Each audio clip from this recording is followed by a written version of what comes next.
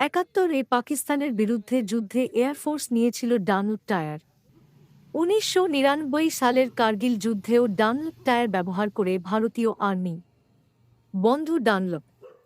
সে সময় যারা টায়ার তৈরি করতেন সেই শ্রমিকদের হতাশা। ২৫-এর যুদ্ধে ডানলপ রইল না।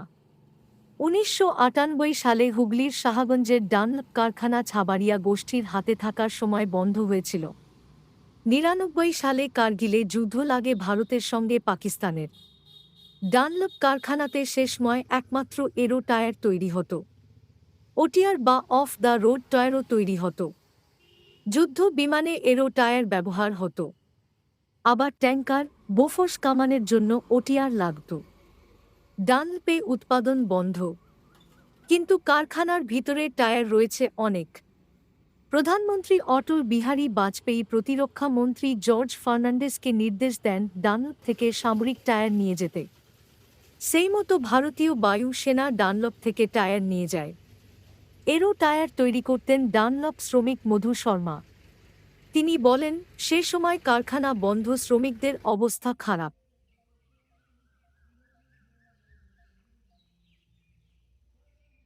তা সত্ত্বেও যুদ্ধের জন্য আমরা টায়ার দিয়েছিলাম। প্রথমে শ্রমিকরা রাজি ছিল না, কিন্তু রাজ্যের তৎকালীন অর্থমন্ত্রী অসীম দাশগুপ্ত বলেছিলেন দেশের স্বার্থ আগে। তাই সেদিন কারখানার গেট খুলে টায়ার বের করে দেওয়া হয়েছিল। এয়ারফোর্সের জওয়ানরা ট্রাক ভরে টায়ার নিয়ে গিয়েছিল। আমরা গর্বিত হয়েছিলাম সরাসরি যুক্ত না হয়েও টায়ার তৈরি করে পরোক্ষভাবে যুদ্ধের শরিক হতে পেরে। তবে সেই ডানলপ কারখানা শুধু কঙ্কাল স্যার জমি, তাই পড়ে আছে, আর কিছুই নেই। কোন সরকার ডানলপের জন্য ভাবেনি? ডানলপ শ্রমিক অসীম কুমার বসু বলেন, দেশের স্বার্থ সবার আগে আমরা দেখেছিলাম। কারখানা বন্ধ, শ্রমিকরা বেতন পায় না। ডানলপ লিকুইডেশনে চলে যাওয়ার পর আর কিছু অবশিষ্ট নেই। আমরা চাই দেশ বাঁচুক, মানুষ বাঁচুক।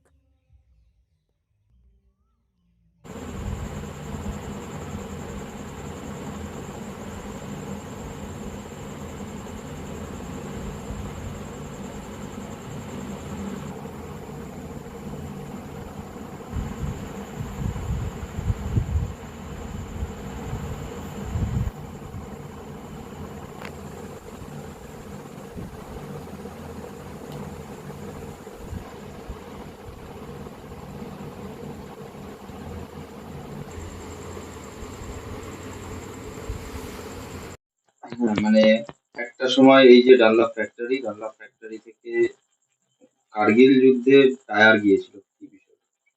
কার্গিলে হচ্ছে ১৯৯৯ সালে মে থেকে সম্ভবত জুলাই মাসে কার্গিল যুদ্ধ যখন চলছিল, তখন আমাদের দেশের প্রধানমন্ত্রী ছিলেন অটল বিহারী বাজপেয়ী, আর ডিফেন্স মিনিস্টার ছিলেন জর্জ ফার্নান্ডিস। তখন কিন্তু ডানলপ কারখানা 98-এ কারখানা কিন্তু বন্ধ হয়ে যায়। সেই সময় কারখানা বন্ধ থাকাকালীন একটা উপর থেকে সেন্ট্রাল গভর্নমেন্ট থেকে একটা আদেশ আসে ওয়েস্ট বেঙ্গল গভর্নমেন্টকে, যে ইমিডিয়েটলি আমাদের এরো টায়ার আর ওটিআর টায়ার দিতে হবে। ওটিআর টায়ারটা যে বোফোর্স যখন যে তোপটা চলছিল, তখন সের মধ্যে সেই টায়ারটা কিন্তু ইউজ হতো। অ্যাকচুয়ালি 1424, 1425, 1324 সেই টায়ারটা কিন্তু মেকিং করতাম আমরাই, ইন্ডিভিজুয়ালি আমি মেকিং করতাম সেই টায়ারটা। প্লাস বোয়িং এর টায়ার ছিল, মিগ 21 এর টায়ার ছিল, সেখানে এরো ডিপার্টমেন্ট করতো, কিন্তু আমাদের ডিপার্টমেন্ট ছিল এওএসবি, মানে এরো ওটিআর সেকশনটা। কিন্তু বর্তমানে আমার এই কারখানা বন্ধ হয়ে গেল। বন্ধ হয়ে গিয়ে এই পুরো মানে ডিসমেন্টাল হয়ে গেল, কারখানার কোনো অস্তিত্ব নেই। আজকে যদি আমরা যখন দেশে যুদ্ধ একটা চলা একটা পরিস্থিতি তৈরি হয়েছে, হয়তো সম্ভবত হতেও পারে, তো আমরা দেশের যে বোফোর্স হলো ছিল, সেই সময় টোটাল ডানলপ বন্ধ ছিল। তার মধ্যে এয়ারফোর্সের সমস্ত বড় বড় অফিসাররা এসে ট্রাক ভর্তি করে তারা আমাদের ডানলপের এয়ারক্রাফট টায়ারগুলো নিয়ে যায়, এবং তাদের আমরা অভিবাদন জানাই। এবং দেশকে বাঁচাতে হলে আমাদের যথেষ্টভাবে সক্রিয় এবং স্যাক্রিফাইস করতে হবে। সে সময় আমরা টায়ারগুলো মানে তাদের হাতে সমর্পণ করি, এবং সমর্পণ করার মূলে আমরা নিজেরা গর্ববোধ করেছিলাম যে এই ডানলপ টায়ারই একমাত্র হ্যাঁ যুদ্ধকালীন পরিস্থিতিতে দেশ বাঁচাতে পারে, এবং সবকিছু থেকে তারা মানে দেশের একটা সবচেয়ে ঊর্ধ্বে ঊর্ধ্ব মানে ঊর্ধ্বতম স্থান মানে দখল করে রাখবে। কিন্তু আজকে আমাদের খুব দুর্ভাগ্য, সেই ডানলপ কারখানা আজকে টোটালি নিমজ্জিত, এবং টোটালটাই মানে মানে বন্ধ সম্পূর্ণ হয়ে বন্ধ গেছে। হয়ে গেছে। মানে সে সময় একটা ডানলপের টায়ারই ভরসা ছিল যুদ্ধের জন্য। হ্যাঁ, শুধু ডানলপের টায়ার যে মানে তখন একমাত্র ভরসা ছিল ডানলপের টায়ারে, মানে যুদ্ধ এয়ারক্রাফট। করবে। এয়ারক্রাফট শুধু নয়, মানে যে নৌসেনার যে ভিবেলটা যে দরকার হয়, সেই ভিবেলটাও মানে ডানলপ যোগান দিত। এবং আর্মিদের ট্রাক্টর টায়ার টায়ার সমস্ত যাবতীয় মানে যুদ্ধের যে সমস্ত টায়ার, যুদ্ধের জন্য যে সমস্ত টায়ারের দরকার, টোটালি ডানলপই যোগান দিত। এর কোনো